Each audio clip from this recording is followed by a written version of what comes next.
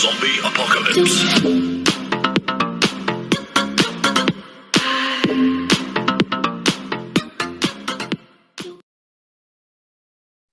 Hello everyone, welcome to Eco Talks with Sneha Manerikar. In today's video, we'll discuss about the fundamentals of agriculture economics. So first we'll start with the basic concepts that are used in economics.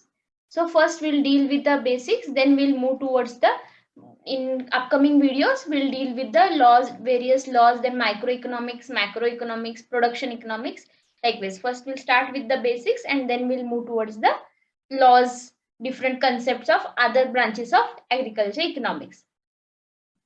So in today's concept, we'll see the basic concepts in economics, that is goods, services, classification of goods, characteristics of utility, forms of utility. Okay. So first we'll see what is meant by good. Anything that satisfies a human want is called a good. So anything that is used to satisfy the human wants, those are called as goods. Now goods are tangible and material outcome of production. Tangible means the one which we can feel and see. These things are called as tangible things, and these are the outcome of production. Every good is the outcome of any production process. Example, food grains, pulses, oil seeds, these are used by human beings to satisfy their hunger. That is, hunger is a one want, so to satisfy this they are using. So this is the good. Machinery, implements, the seed, fertilizer, these are used to produce some other goods. So here these are also goods, and machinery is also the product of some production. Machineries are also produced. So these are the example for goods. Then services. A service is an act or a performance that one party can offer to another, and it is essentially intangible and does not result in ownership of anything. Services, they are the act or performance of any person that they offer to the another, and they are intangible. That is, services just we can experience it. We cannot touch it, we cannot purchase, we'll pay for the services offered by them, but we do not own that services. So services are intangible, non-material, inseparable. Services cannot be separated from the service provider. They are variable. Service provided by two different person A and person B, it will vary, it won't be same, and they are perishable. That is, services cannot be stored. Like goods, we can store our food grains, we can store the machineries, but the services cannot be stored. Example for services are services offered, rendered by doctors, teachers, lawyers, engineers, laborers. They are the non-material services. Then we'll see the classification of goods. Goods are classified based on supply, based on transferability, based on consumption, and based on durability. We'll see one by one. So based on supply, goods are classified into two: economic goods and free goods. So what I mean by economic goods? These are the goods which are produced through human efforts and are to be purchased at a given price. So all those economic goods, they are produced through the human efforts, and whenever we want to purchase it, we have to pay some price. So, and in this case, supply of economic goods is less than the demand. They have both value in use. Value in use means we can use for the, it is valuable, and also in exchange. That is, when purchase and buying, we need to pay some value for it. So it is value in use and value in exchange. Examples are building, machinery, furniture, and a host of other goods of our daily use are the economic goods. And on the other hand, free goods, these are the free gifts of nature. There here supply is more than demand, and one can get to extend the need. How much a person want to utilize, that much they can utilize. No efforts are needed. As like in economic goods, then we need to put some efforts to produce it, but here no efforts are required. No price is paid. That is, it does not have value in exchange. It just has value in use. It has greater value in use. For example, air, rainfall, sunshine, these are the free gift of nature, and these are the free goods.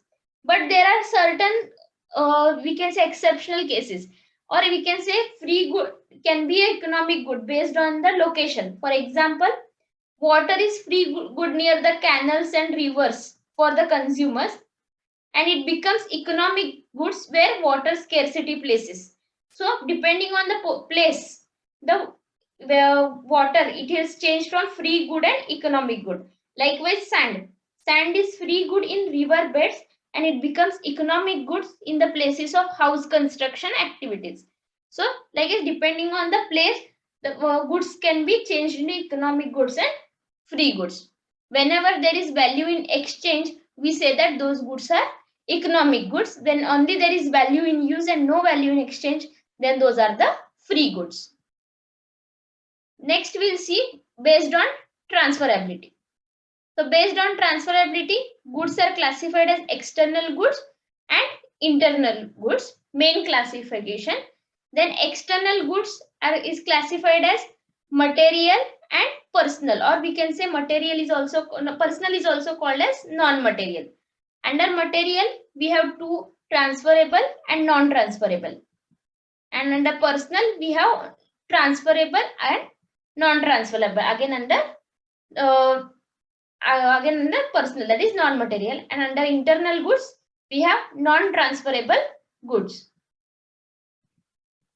So we'll see where material means one which we can feel it, and non-material is one we can exchange it or not exchange it depending, but we cannot see it, ownership. So here material transferable, like example is land, buildings, and non-transferable is degree certificate, which we can visibly see. So driving license. So these are the material. And personal or non-material, these are one transferable, that is goodwill of a business, it can be transferred, and non-transferable is friendship, courage. These are the example. Then under internal goods, we have non-transferable. These are non-transferable. It belongs to a person. So that is personal qualities, his abilities, skills. These are internal non-transferable goods. Then based on consumption, goods are classified as consumer goods and producer goods. So consumer goods are those which are consumers directly derive the satisfaction by using these goods. So direct satisfaction, they consume these goods and they derive the satisfaction. That is, they are not again used to produce some other goods. Such goods are called as consumer's goods. They are otherwise known as goods of first order in view of their ability to give direct satisfaction. They are also known as goods of first order. Example, food, cosmetic, clothes, books. These are the consumer goods. Now, producer goods are those that help to produce the other goods, as the name suggests, producer goods. They can be used by consumers or producers or both, because it depends upon how the good is used. So they give satisfaction indirectly to the consumers. And example are machinery, raw material, factory building, etc. The goods which are used to produce other goods become the producer goods. Now there is a chance of producer good to become consumer good based on its usage. For example, electricity. When it is used at home, it is the consumer good because directly consumer is using it. But at the same time, the electricity when is used as in industry, it becomes the producer good because it is used to produce some other goods. So based on the usage, the goods can change. It may be a consumer good or it may be a producer good. Then next is based on durability. The goods are classified as monoperiod goods and polyperiod goods. The name itself suggests monoperiod means it is used only once, and polyperiod means it can be used again and again. So monoperiod, those goods which are used only once to satisfy a need is called as monoperiod. They cease to exist once they are used, means once they are used, they are finished. So for example, food items, productive resources like seeds, fertilizers, once we have used the fertilizer, same we cannot use it. So it gets exhausted after the single use. Whereas polypyrate, they can be used many times again and again. They can be made use of several times. Example, machineries. We can use machineries throughout its lifespan. Implements, buildings. So these are the example for polypyrate goods. The next concept is utility. So utility definition, it is the capacity of good that satisfy human want, or we can say want satisfying power of a good is called as utility. So there are four types of utility: form utility, place utility, time utility, and possession utility. We'll see one by one. Form utility means, as the name suggests, form. The form of the good is changed. So it creates the form utility. That is, by changing the form of the good, greater utility is created. It does not mean that the previous form of good has no utility. It also has utility, but due to change in the form, the utility has increased. It means the change of form offers the greater utility of the good. For example, processing paddy into rice, wheat into flour. So the value is added by processing. So this is called as form utility. That is, utility is created over there. So form utility is through processing. Processing creates the form utility. The goods or commodities which assume new form thus will certainly have high utility and they have high value. So this is the form utility. This is processing creates the form utility. Then next is the place utility. Place utility, depending on the position, that is area, the commodity will have different utilities. Such utilities are called as place utility. Movement of good from one place to another place will increase its utility. For example, apples from Himachal Pradesh, where there is production is more, they are transported towards the southern and western parts of country. So it will create the utility. Apples have very less price where they are produced, but their comparatively price is more in the non-producing part of the country. So their utility will be increased. So goods are transported from one places to that is place of production to place of consumption, or we can say place of surplus production to place of scarcity. That time there is increase in the utility. That is, transportation aids place utility. We can say transportation creates the place utility. For scarce commodity in two different places, depending on the demand and supply, the utility will vary. Similarly, at production center and consumption center, utility also will be different.